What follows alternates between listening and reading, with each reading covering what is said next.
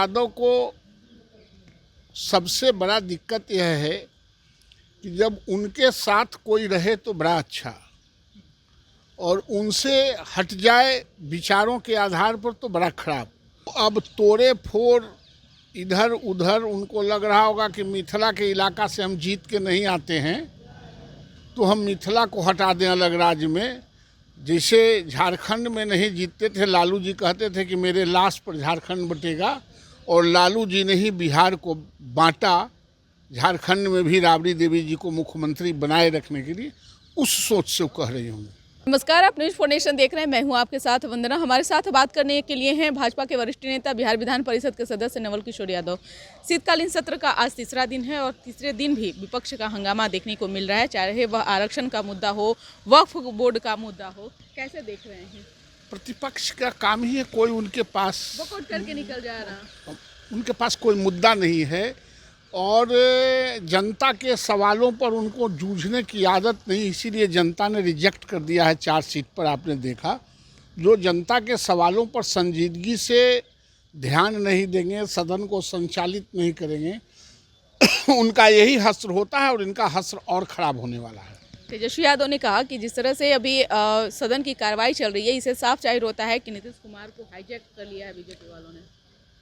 वो तेजस्वी यादव को सबसे बड़ा दिक्कत यह है कि जब उनके साथ कोई रहे तो बड़ा अच्छा, और उनसे हट जाए विचारों के आधार पर तो बड़ा खराब। कल तक उनके वो चाचा थे और आज उनको खराब लग रहा है। बिहार की जनता सब देख रही है कि ये पूरा परिवार सत्ता को और सुविधा के रूप में तब्दील करना चाहते हैं। ये सुविधा भोगने वाले परिवार हैं।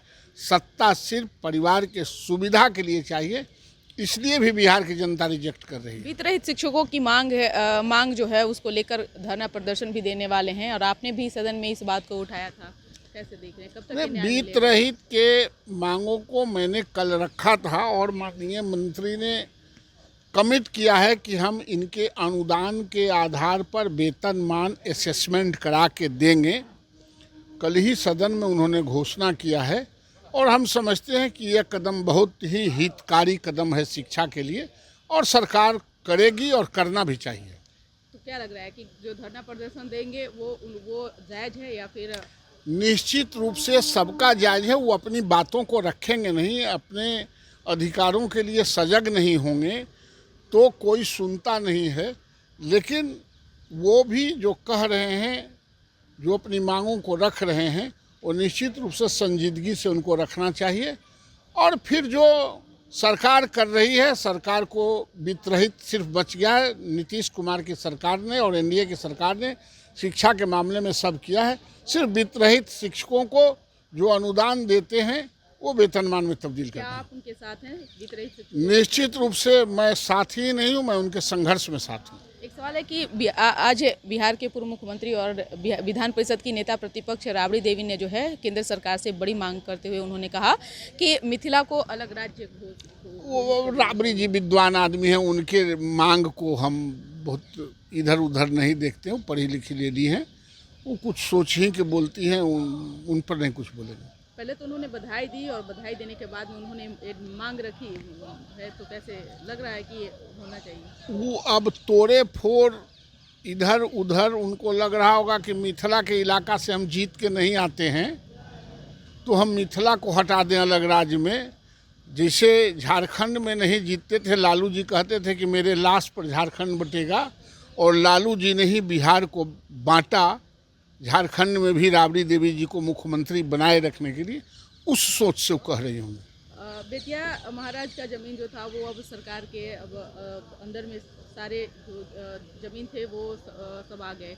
उन्होंने एक चीज़ सदन में भी बात कही कि बहुत सारे ऐसे नेता भी हैं जो उन्होंने ज़मीन को कब्जा कर रखा है, वो मतलब ना कुछ करते हुए, किसी तरह का ऑब्जेक्शन देते हुए उस जमीन को छोड़ दें। लग रहा है कि आसानी से ये काम हो पाएगा बिहार में? निश्चित रूप से जब सरकार चाहती है और सरकार अधिग्रहण कर ली है, तो वो नेता के पास हो या पुलिस के पास हो या किसी के पास हो, निश्चित रूप से अधिग्रहण हो गया तो अधिग्रहण हो गया। बहुत बहुत शुक्रिया बात थैंक करने यू। के लिए। तो आपने सुना कि क्या कुछ कहना था भाजपा के वरिष्ठ नेता और बिहार विधान परिषद के सदस्य नवल किशोर यादव का। अपना ओपिनियन जरूर कमेंट बॉक्स में दीजिएगा। धन्यवाद।